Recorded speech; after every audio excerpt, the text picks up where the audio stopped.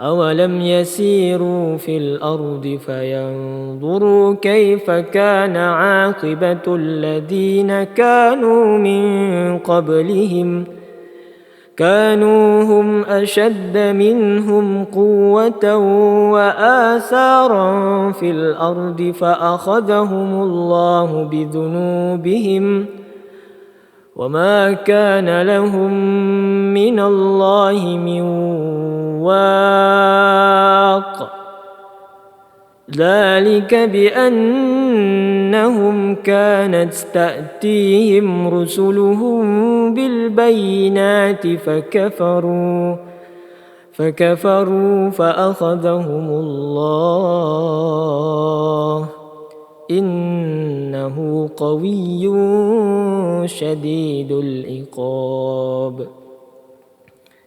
ولقد أرسلنا موسى بآياتنا وسلطان مبين إلى فرعون وهامان وقارون فقالوا ساحر كذاب فلما جاءهم بالحق من عندنا قالوا اقتلوا أبناء الذين آمنوا معه واستحيوا نساءهم وما كيد الكافرين إلا في ضلال وقال فرعون ذروني أقتل موسى وليدع ربه إني أخاف أن يبدل دينكم أو أن يظهر في الأرض الفساد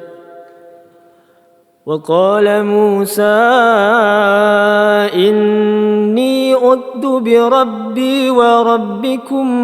من كل متكبر لا يؤمن بيوم الحساب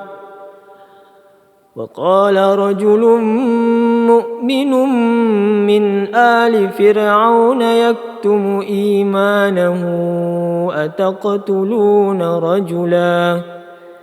أتقتلون رجلا أن يقول ربي الله وقد جاءكم بالبينات من ربكم وإن يك كاذبا فعليه كذبه وإن يك صادقا